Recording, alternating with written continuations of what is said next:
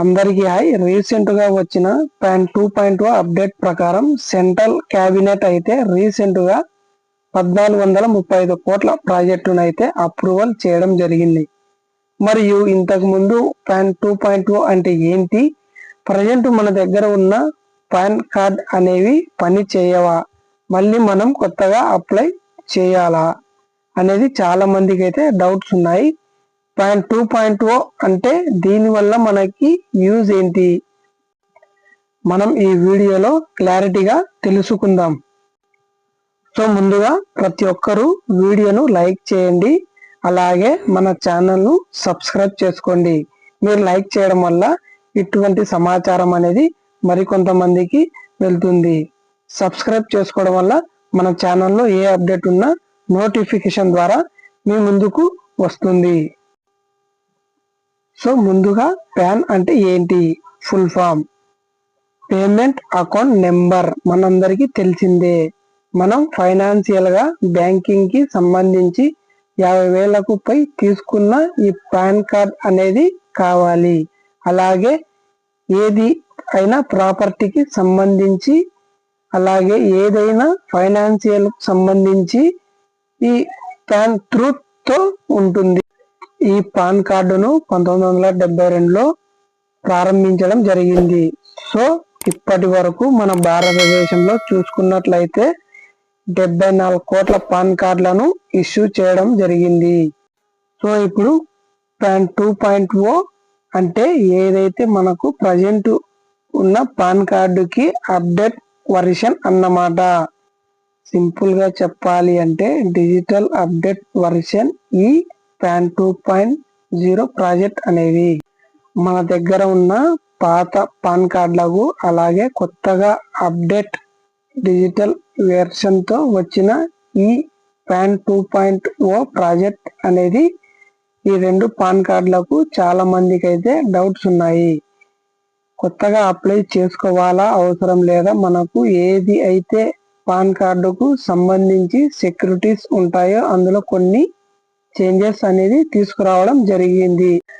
అంటే ఇందులో కొన్ని ఫీచర్స్ యాడ్ చేయడం అనేది జరిగింది. ముందుగా ఏం చెప్తున్నారంటే ఈ క్యూఆర్ కోడ్ తో రావడం అనేది జరుగుతుంది, తప్పనిసరి. కానీ ఈ క్యూఆర్ కోడ్ ఇంతకు ముందు నుంచే 2017-18 నుంచి మనకు ఈ క్యూఆర్ కోడ్ అనేది ఉంది. ఇప్పటి వరకు డిజిటల్ క్యూఆర్ కోడ్ తో రావడం జరిగింది, డైనమిక్ క్యూఆర్ కోడ్ తో రావడం జరిగింది. అంతేకాని ఇందులో కొత్తగా ఫీచర్స్ అనేది యాడ్ చేశారు. ఇది కొత్త వాళ్ళకు మాత్రమే క్యూఆర్ కోడ్ అనేది వస్తుంది. పాత వాళ్ళకు ఎటువంటి క్యూఆర్ కోడ్ అనేది రాదు.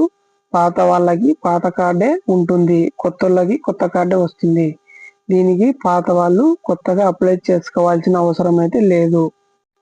సో మనకు చూసుకుంటే ఈ పాన్ 2.0 వల్ల లాభాలు ఏంటంటే, ఇంతకుముందు లాగా మనకు పాన్ కి సంబంధించి జిరాక్స్ ఇవ్వకుండా ఇప్పుడు ఈ డిజిటల్ అప్డేట్ వర్షన్ తో మనకు బ్యాంకులలో కానీ, అలాగే ఏదైనా ఫైనాన్షియల్ సంబంధించి కానీ, ఏదైనా ప్రాపర్టీకి సంబంధించిన కానీ ఈ క్యూఆర్ కోడ్ ద్వారా అప్రూవల్ జరుగుతుంది.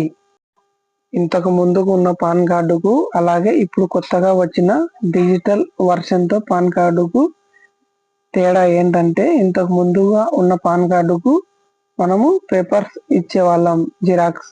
ఇప్పుడున్న పాన్ కార్డులతో మనము స్కాన్ ద్వారా, క్యూఆర్ కోడ్ ద్వారా పేపర్లెస్ గా మనము మన ప్రాసెస్ ని సింపుల్ గా చేసుకోవచ్చు.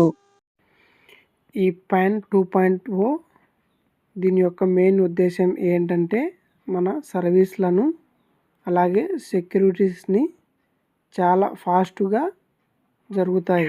సో యూజర్స్కి ఇంటర్ఫేస్ ఈజీగా ఉండడానికి ఈ పాన్ 2.0 ప్రాజెక్టును తీసుకురావడం జరిగింది. సో ఇక్కడ మీకు పాన్ 2.0 ప్రాజెక్ట్ గురించి క్లారిటీ వచ్చింది. ఈ వీడియో మీకు నచ్చినట్లయితే లైక్ చేయండి, అలాగే ఛానల్ను సబ్స్క్రైబ్ చేసుకోలేదంటే సబ్స్క్రైబ్ చేసుకోండి. మీరు లైక్ చేయడం వల్ల ఈ సమాచారం అనేది మరికొంతమందికి వెళ్తుంది. సబ్స్క్రైబ్ చేసుకోవడం వల్ల మన ఛానల్లో ఏ అప్డేట్ ఉన్నా మీకు వెంటనే నోటిఫికేషన్ ద్వారా వస్తుంది. సో అలాగే మీరు నన్ను సపోర్ట్ చేయవలసిందిగా కోరుతున్నాను. Thanks for watching.